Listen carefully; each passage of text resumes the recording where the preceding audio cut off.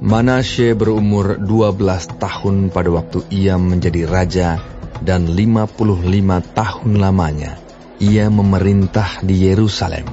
Nama ibunya ialah Hefzibah. Ia melakukan apa yang jahat di mata Tuhan, sesuai dengan perbuatan keji bangsa-bangsa yang telah dihalau Tuhan dari depan orang Israel. Ia mendirikan kembali bukit-bukit pengorbanan yang telah dimusnahkan oleh Hizkia ayahnya. Ia membangun mesbah-mesbah untuk Baal, membuat patung Asyera seperti yang dilakukan Ahab, raja Israel, dan sujud menyembah kepada segenap tentara langit dan beribadah kepadanya. Ia mendirikan mesbah-mesbah di rumah Tuhan, walaupun sehubungan dengan rumah itu, Tuhan telah berfirman, "Di Yerusalem, aku akan menaruh namaku." Dan ia mendirikan juga mesbah-mesbah bagi segenap tentara langit di kedua pelataran rumah Tuhan.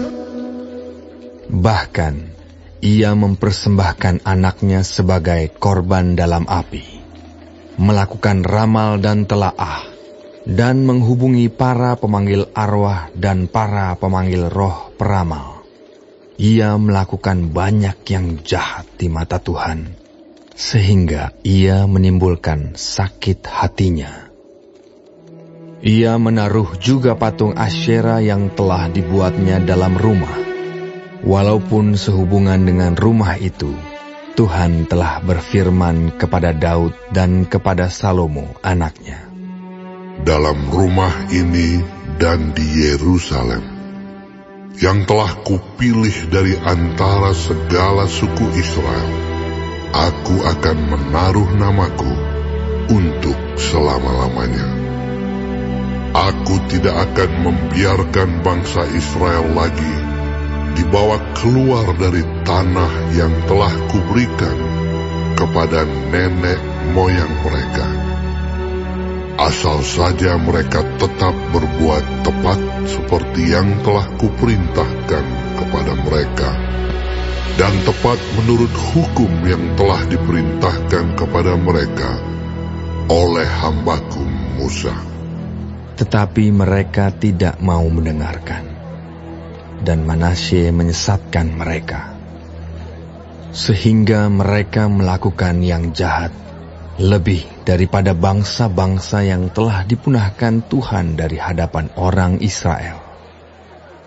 Kemudian berfirmanlah Tuhan dengan perantaraan para hambanya, yakni para nabi.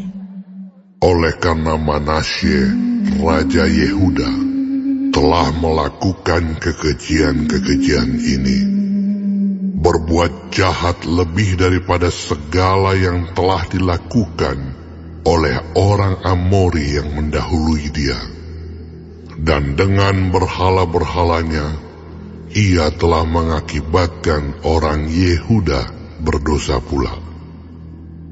Sebab itu beginilah firman Tuhan Allah Israel, sesungguhnya aku akan mendatangkan malapetaka atas Yerusalem dan Yehuda, sehingga setiap orang yang mendengarnya akan bising kedua telinganya.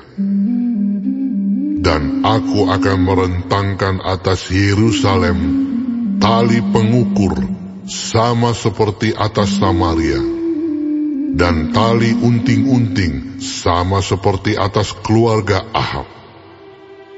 Dan aku akan menghapuskan Yerusalem seperti orang menghapus pinggan, yakni habis dihapus, dibalikkan pula menungging.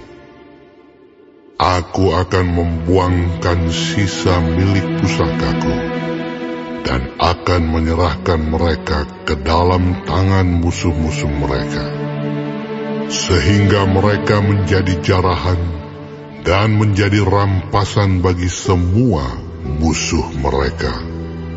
Oleh karena mereka telah melakukan apa yang jahat di mataku, dan dengan demikian Mereka menimbulkan sakit hatiku, mulai dari hari nenek moyang mereka keluar dari Mesir sampai hari ini. Lagi pula, Manasye mencurahkan darah orang yang tidak bersalah sedemikian banyak, hingga dipenuhinya Yerusalem dari ujung ke ujung, belum termasuk dosa-dosanya yang mengakibatkan orang Yehuda berdosa pula, dengan berbuat apa yang jahat di mata Tuhan.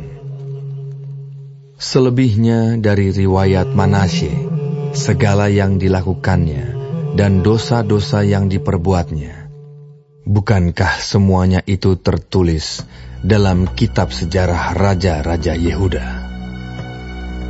Kemudian Manasye mendapat perhentian bersama-sama dengan nenek moyangnya, dan ia dikuburkan di taman istananya, di taman Uza.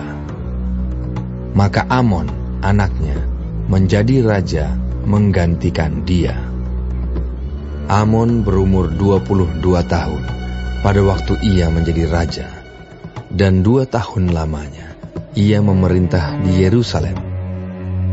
Nama ibunya ialah Mesulemet binti Harus dari Yotba.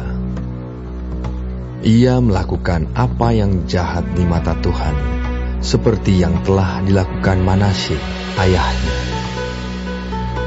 Ia hidup sama seperti ayahnya dahulu, sambil beribadah kepada berhala-berhala yang disembah oleh ayahnya dan sujud menyembah kepada mereka.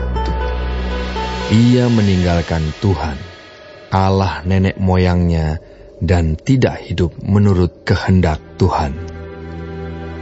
Dan pegawai-pegawai Amon mengadakan persepakatan melawan dia dan membunuh raja di istananya. Tetapi rakyat negeri itu membunuh semua orang yang mengadakan persepakatan melawan Raja Amon. Dan rakyat negeri itu mengangkat Yosia, anaknya, menjadi raja menggantikan dia. Selebihnya dari riwayat Amon, apa yang dilakukannya, bukankah semuanya itu tertulis dalam kitab sejarah raja-raja Yehuda? Kemudian ia dikuburkan dalam kuburnya di taman Uza. Maka Yosia anaknya menjadi raja menggantikan dia.